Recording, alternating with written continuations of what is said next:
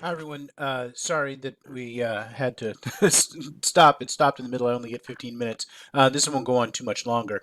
The second part here. So again, we're just talking about the difficulties of the house of their household. I mean, the problem their living situation is not going to be pleasant, and of course, that's something that we want to emphasize. And so, and again, we can see that I was saying in the last video in the morning as they're trying to get up. So we can say Walter Lee. She says at the end of her patience. Walter Lee, it's time for you to get up.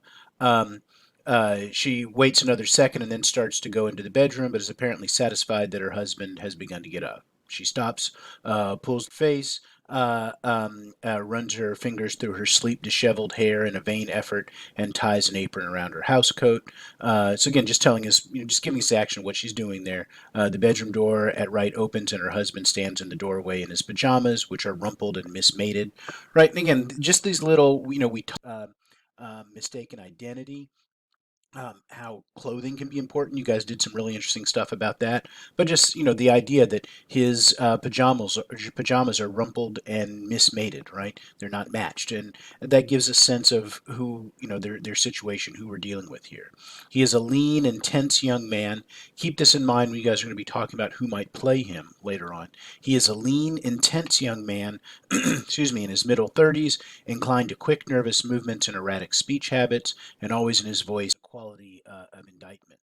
So it's kind of like he's kind of blaming other people for other things, is what that means when he's going to be talking. So it says, "Is he out yet?" That is Travis out yet? What do you mean out? He ain't hardly got in there good yet. And he says, "What are you doing all that yelling for? If I can't even get in there yet?" Again, getting into the bathroom.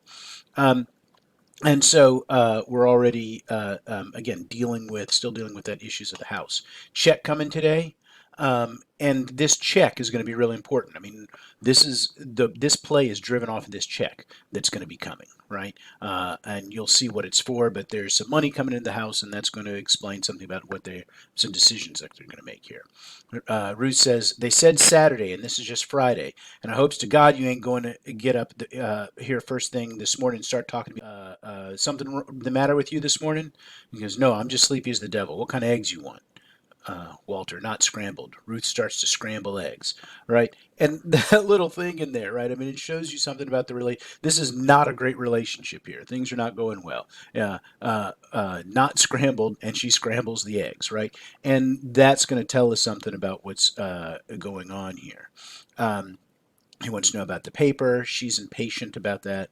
Uh, uh, um, uh, they say Walter looks at the paper, set off another bomb yesterday, and realized that, as I said before, there's a lot of racial violence definitely in the South, but there's definitely some in the North as well. And so these bombings have to do with issues of integration. There were some intense fights about that. Again, not nearly as bad as you're going to get in the South, but you are going to get some bombing. And that's something to keep in mind here. They're considering buying a house. They're going to be potentially considering moving to an all-white neighborhood.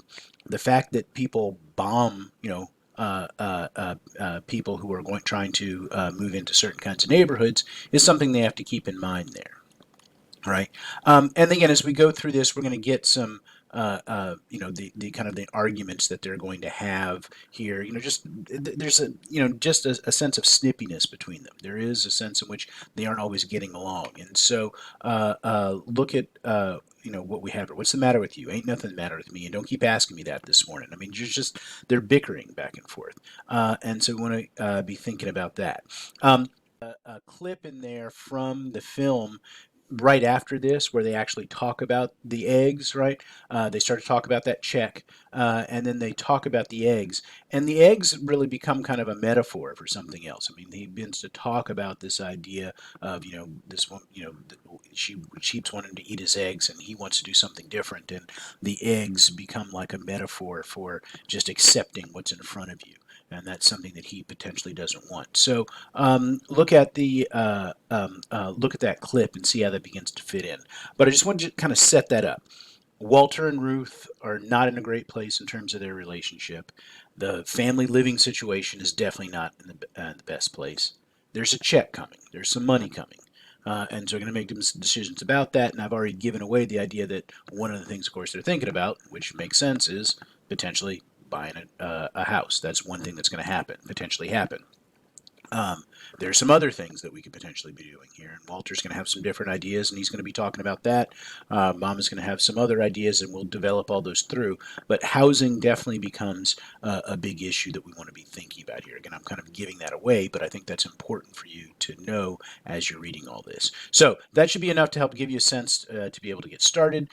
Go ahead and read through those first few pages. Look at the page numbers. I think it's 24 through 77. Read those pages. Complete the assignments, and then I'll see you in class next week.